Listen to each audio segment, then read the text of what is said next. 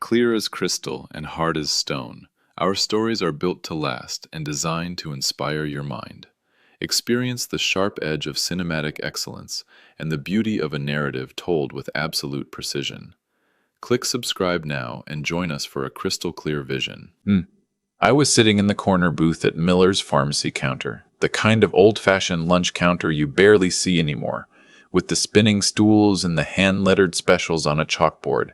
When my son and daughter-in-law went to settle the check, that's when the man appeared beside my table. Mid-50s, gray jacket, eyes that moved too fast for someone just passing through. He set a plain manila envelope on the counter in front of me and said, quiet enough that only I could hear, "Don't open this until you're alone tonight, Mr. Calloway, and don't tell your son." Before I could ask a single question, he was out the door and gone into the parking lot like smoke. I tucked the envelope under my coat and didn't breathe until my son came back with the receipt. I'm glad you're here with me. Before I tell you what was inside that envelope, drop a comment and let me know where you're watching from and what time it is. It means more than you know to this old man. 41 years. That's how long Carol and I built our life, on the same 40 acres of Georgia hill country. Red clay soil, a creek that flooded every April, and a farmhouse we'd repainted 3 times. She passed 8 months ago. Pancreatic cancer. 6 weeks from diagnosis to the day I held her hand one last time. Fast and merciless. The kind of grief that doesn't leave footprints. It just hollows you out from the inside. My son Derek had driven 2 hours from Atlanta that Tuesday. He brought his wife Sandra, a woman I'd tried to love for 12 years and mostly managed to tolerate. They'd insisted on lunch in town, said they were worried about me, said I looked thin, said the property was too much for one man at 68. "Dad," Derek had said over his club sandwich, sliding a folded paper across the counter, "we've been talking to a developer, Whitmore Land Group. They want the whole parcel." I looked at the number without picking it up. "That's Carol's garden out there." "Carol's gone." Sandra's voice was gentle, which somehow made it worse. "You can't maintain 40 acres alone. What if something happens and no one finds you for days? I'm not an invalid." "Nobody said you were." Derek leaned forward. "It's just practical, Dad. You'd have enough to live comfortably for the rest of your life. Something smaller in town. Near us."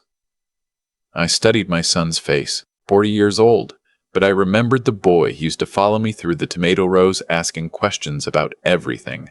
Something was different now. A tension behind his eyes, the way he kept glancing at Sandra. I couldn't name it, but I felt it. "Let me think about it," I said, which was a lie. They went to pay. I watched them through the window, heads bent together, voices low, urgent. That's when the man in the gray jacket appeared. The drive home took 25 minutes. I set the envelope on Carol's kitchen table and made a pot of coffee and stared at it for a long time. The house was quiet the way it had been for 8 months. The kind of quiet that is weight. After dark, I sat down and opened it. Inside was a single photograph and a handwritten note. The photograph stopped my heart. It showed my property from above, taken at night, the old tobacco barn on the back portion, the one I hadn't used in years, the one with the collapsed fence I kept meaning to fix. There were vehicles parked around it. 3 of them. Dark, no plates visible. And figures. 6, maybe 7 people. Moving equipment. Crates. The timestamp in the corner read 11 weeks ago. 2 weeks before Carol died. My hands wouldn't hold still. The note was short. Block letters printed carefully. "They've been using your barn since March. Your wife found out. That's why she's dead. Call this number at exactly 10 p.m. tonight. Tell no one. A friend." Below that, a phone number with a Georgia area code. I set the note down and read it again. Then a third time. Carol died of pancreatic cancer. The oncologist had shown me the scans. Stage 4. Inoperable. There was nothing suspicious about it, except now this photograph sat in front of me, and the clock on Carol's wall read 9:43, and I couldn't breathe right. I checked the doors, turned off the porch light, sat in the dark kitchen with Carol's old cordless phone in my hand and waited. At exactly 10 o'clock, I dialed. It rang once. "Mr. Calloway." A woman's voice. Calm, professional, no warmth in it. "Thank you for calling." "Who is this?" My name isn't important yet. What's important is that you listen carefully and don't ask questions until I'm finished. I said nothing. The photograph is real. For the past 9 months, your back acreage and that tobacco barn have been used as a staging point for a trafficking operation. Not drugs, people, migrants being moved up from the Florida coast, held temporarily, then transported north. The people running this operation are not strangers to you. My jaw tightened. Tell me who. A pause. Your son is not the one who arranged it. But he knows. He has known for 6 months. His wife's brother runs the operation. Man named Curtis Vane. Your son is being leveraged. They have financial records that would destroy him. He's trapped and frightened and making terrible choices. And Carol? Another pause. Longer this time. Your wife discovered the vehicles on your property in late January. She didn't come to us immediately. She was careful. She spent nearly 2 months documenting everything on her own before she made contact. She was courageous, Mr. Calloway. Genuinely. She was sick. She was dying. She was dying, and she still spent her last weeks making sure the people in that barn would be found and the operation shut down.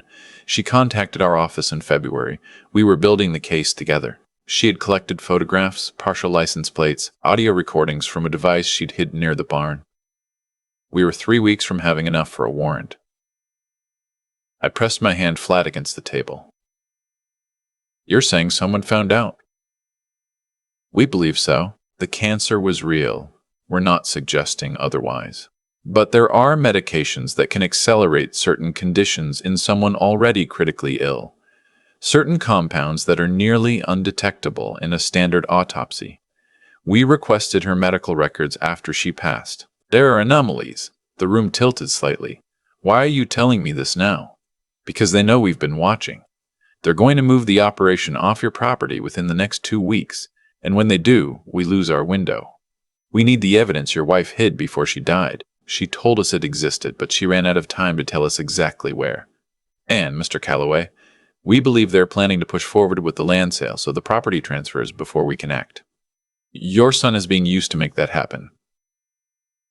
I sat in the dark for a long time after the call ended. Carol's garden was 30 feet from the kitchen window. 8 raised beds she'd built herself with lumber she'd measured and cut. Even in November, the dried stalks of her pole beans still stood in their rows like little scarecrows. I didn't sleep. By 6 in the morning, I was walking the property in the gray November light, trying to think the way Carol would have thought. She was methodical, precise. She'd kept household accounts in a ledger by hand when everyone else had moved to software. If she'd hidden something, it wouldn't be random. I walked the barn perimeter first. The padlock was new. I hadn't put it there. The tire tracks around the back were deep and wide, too wide for any equipment I owned. I didn't touch anything. Then I walked back toward the house, taking the long way through the garden. That's when I saw it, the clay pot at the end of the 3rd raised bed. The large one Carol had used as a border marker for 20 years. It was slightly off-center. I knew because I'd looked at that pot from the kitchen window for 2 decades, and something in the back of my mind registered the shift. I lifted it. Underneath, wrapped in 2 layers of waterproof plastic sheeting and sealed with tape, was a small metal box. The kind people keep important documents in. The kind with a small key lock. I knew exactly which key. Carol kept a spare key to everything on a hook inside the pantry. The little brass one I'd always assumed was for a lockbox at the bank. Inside the box was a flash drive, a folded letter in Carol's handwriting, and a small digital voice recorder. I stood in the garden with November wind coming off the ridge and read my wife's letter. My love, if you're reading this, I didn't make it in time. I'm sorry for the secrets. You know I'm not built for them. And these weeks have been harder for that than for any of the rest of it. I need you to know that I wasn't keeping things from you to protect you. I was keeping them because I was ashamed that our son is involved in something like this, and I didn't know how to say it to your face. I still don't. But I've written it down instead. Everything on the drive. Everything on the recorder. Please give them to the woman who's been helping me. Her name is Agent Donna Reyes. I trust her. She was good to me. Tell her I'm sorry I ran out of time. Tell her the clay pot. Third bed from the left. She'll understand. I love you. I love you more than this land and more than anything I've ever grown on it. Live well, Howard. Plant something in the spring. Carol.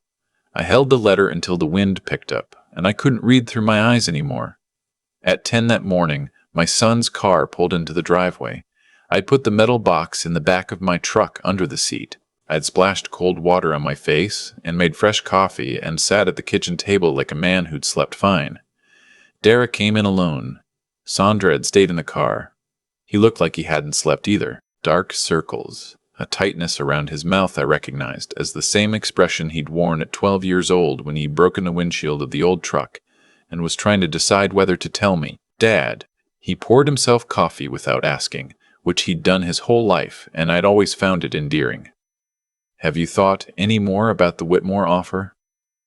Sit down, Derek. He sat. He heard something in my voice. How long have you known about the barn? The color left his face, not gradually, all at once like a light going off. Dad, how long? He wrapped both hands around the coffee mug. His knuckles were white. Since April. Curtis came to me in April. He said it was temporary. 6 weeks, maybe 8. Just storage, he said. Agricultural equipment. He gave a short, broken laugh. I wasn't even sure I believed that. I owed him. We owed him. Sandra and I were underwater on the construction business, and Curtis had covered us, and he came to collect. It's not equipment in that barn. I know, his voice cracked.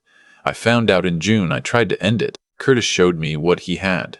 The financial records, the paper trail from when he fronted us the money, structured to look like money laundering on our end. He said if I pushed back, he'd burn us both down. He looked up at me.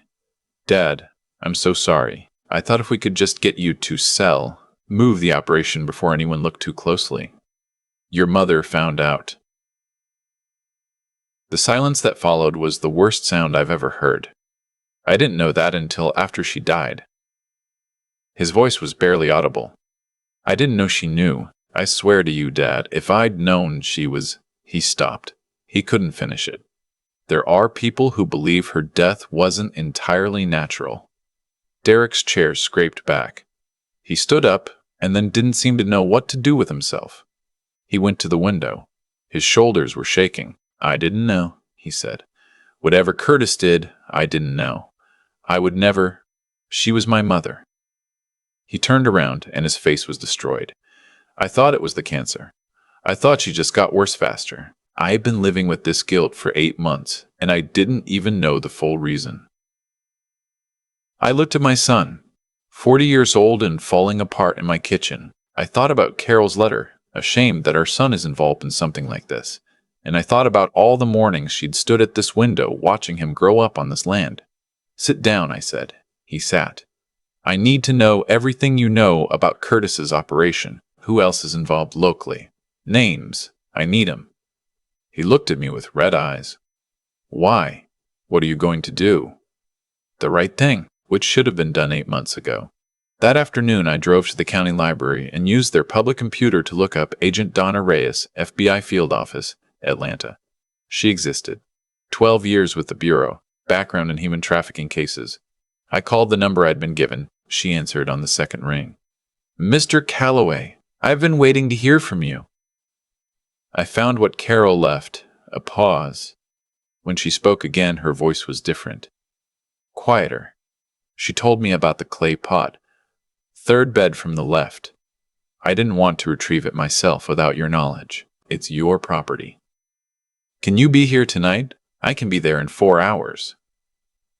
She came alone, parked down the road and walked to the house through the back field, which told me something about how careful she was. She was younger than I'd expected, early 40s, in civilian clothes. She sat at Carol's kitchen table and went through the flash drive on her laptop while I made coffee. I didn't drink. This is extraordinary, she said quietly, scrolling through file after file. She documented 22 separate incidents, dates, times, partial plates, photographs, audio recordings of conversations. She turned the laptop so I could see the screen. Do you understand what she built here? A federal trafficking case, the kind that takes a team of agents months to assemble. She did it while she was dying. I turned away from the screen, looked out at the garden. There's something else, I said. I told her what Derek had told me. All of it. Reyes listened without interrupting. When I finished, she was quiet for a moment. Your son came to you voluntarily? Yes, that matters. Significantly. She closed the laptop. Mr. Calloway, I want to be honest with you about what comes next. Your son is implicated. He'll likely face charges. The degree of his cooperation will affect the outcome, but I can't promise you anything. I'm not asking for promises. I'm asking you to finish what Carol started. She nodded once.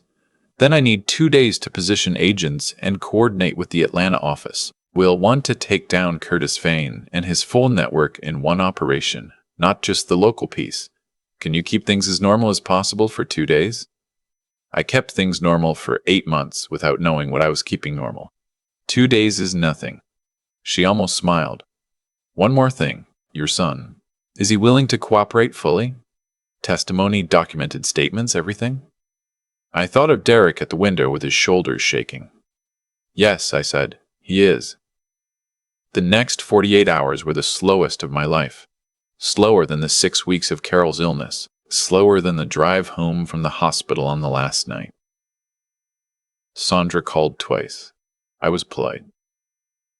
Derek didn't call, which meant he was either doing exactly what I'd asked him to do, or he was falling apart somewhere quietly. I chose to trust him. On the 3rd day, I got a text from a number I didn't recognize. Tonight. Be in the house at 9 p.m. Leave the barn light off. DR. At 8:30, I sat in Carol's kitchen with all the lights on and waited.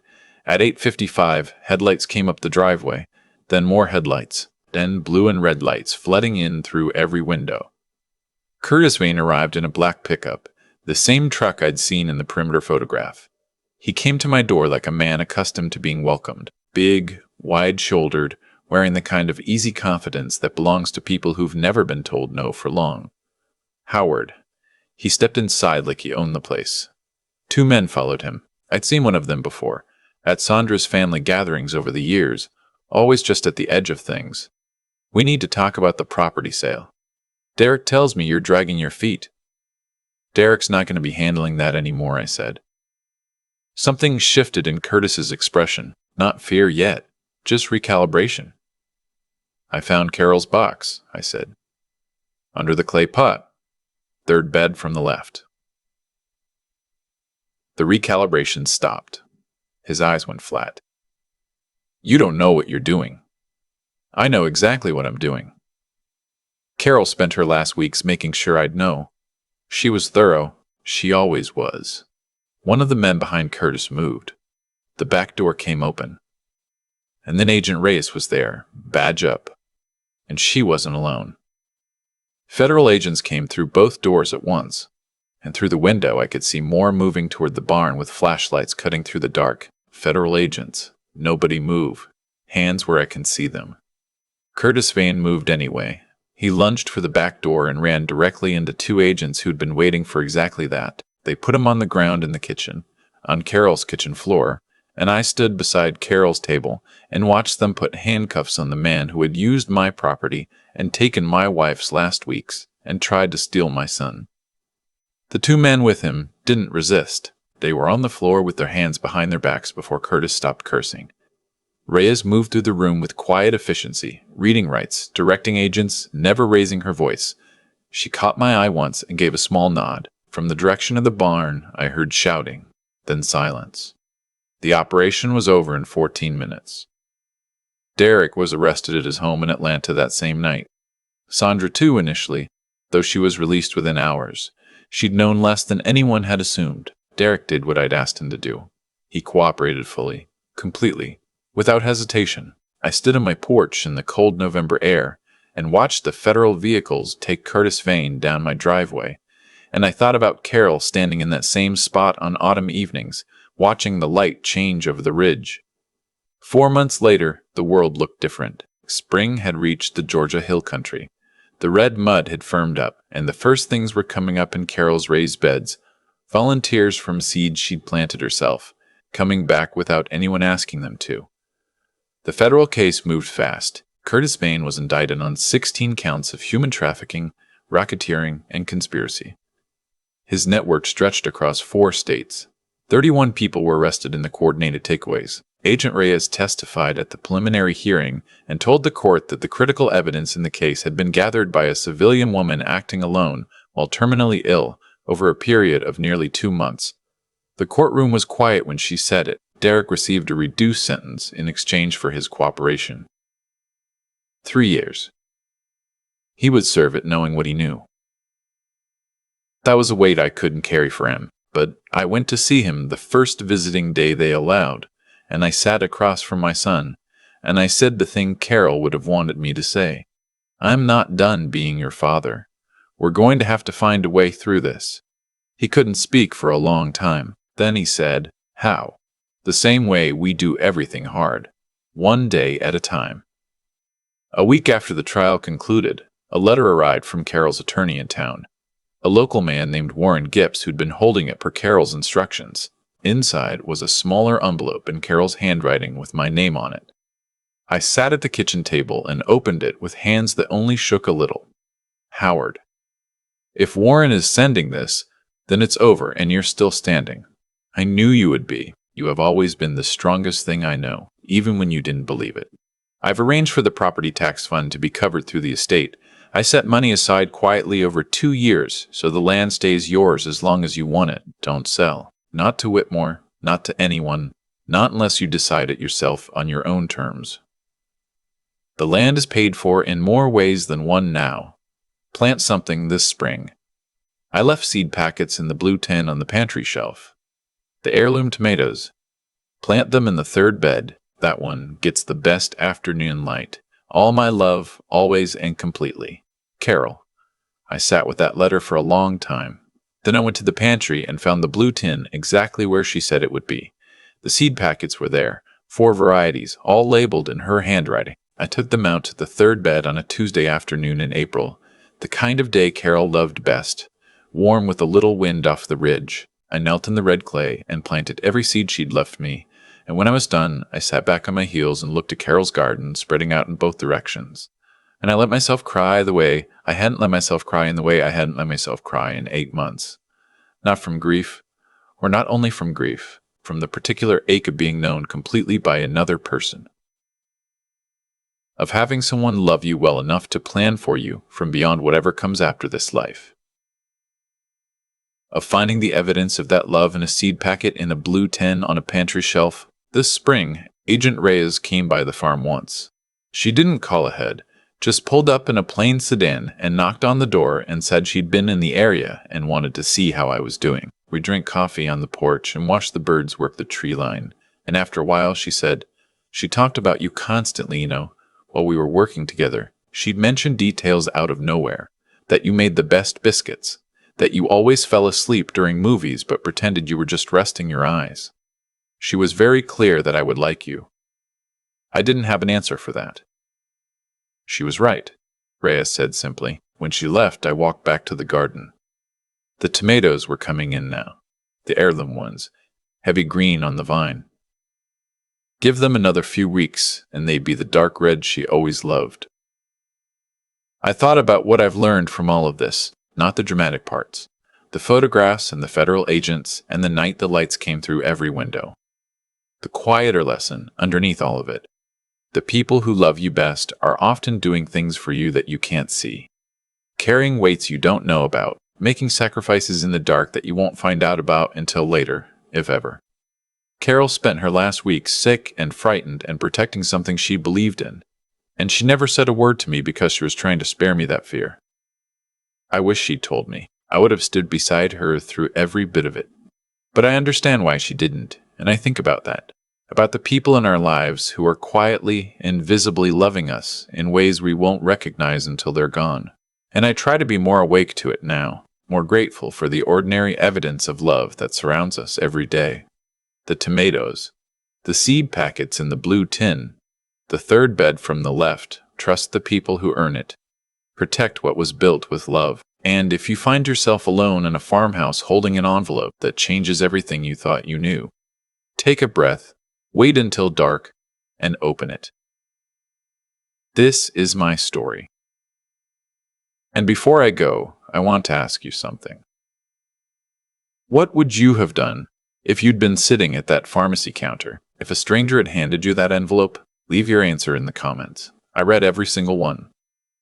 If this story reached something in you, please consider sharing it with someone who needs to hear it today. And if you haven't subscribed yet, it would mean the world to me. There are more stories to tell. God bless you all. Looking back on everything that happened, the envelope, the photograph, the metal box under Carol's clay pot, I keep coming back to one thing. Every consequence in this story grew directly from a choice someone made. Not fate, not luck. Choices. Preston chose to leverage a grieving man's son. Curtis chose to use land that wasn't his and take a life that wasn't his to take. Derek chose silence when he should have chosen his mother. And Carol chose to act when she could have spent her last weeks doing nothing but resting. Every outcome, the arrests, the sentencing, the trial, the seed still coming up in the third bed, traces back to those choices like water finding its way downhill. I've thought a lot about what separates the people in this story who came through it with their integrity intact from the ones who didn't. It wasn't circumstances. Curtis and Derek faced pressure. Carol faced something far worse. She was dying. And she still chose differently. The difference was what each person believed they owed to the truth. Carol understood something I'm still learning to understand at 68. Integrity isn't a feeling, it's a practice. It's what you do when the cost of doing right is higher than you expected to pay. She was exhausted and frightened and in physical pain, and she still drove out to that barn at night with a camera. She still made the calls she needed to make. She still tucked those seed packets in the blue tin on the pantry shelf, because she was thinking about spring even while she was running out of time. That's not sentiment. That's character under pressure, which is the only kind that counts. I think about Derek too. He made a terrible choice, and he'll carry that for the rest of his life. But when I sat across from him in my kitchen, and he told me everything without me having to force it out of him, that was also a choice. A harder one probably than staying quiet. There's a kind of courage that doesn't look like courage from the outside. It looks like a man at a kitchen table with his hands around a coffee mug, telling his father the worst thing he's ever done. I didn't forgive him that morning, but I recognized it, and recognition's where everything that comes after has to start. What I want you to take from my story, if you take anything, is this. The people who try to exploit you are almost always counting on you not paying attention. Curtis needed me distracted by grief. He needed Derek paralyzed by fear. He needed Carol too sick to act. He was wrong about Carol, and he was wrong about me, but only because we chose to look clearly at what was in front of us even when it was easier not to. Pay attention to the things that don't add up. Ask the questions that feel uncomfortable. The truth doesn't always come to you clearly. Sometimes it comes in a plain manila envelope from a stranger at a lunch counter. But it does come if you're willing to receive it, and when someone you love leaves you something behind. A letter, a seed packet, a small metal box under a clay pot in the garden. Understand that they were thinking of you even when they had every reason to think only of themselves. That's the most serious thing one person can do for another. Don't let it go unfinished. Plant something in the spring. Tend it. That's enough.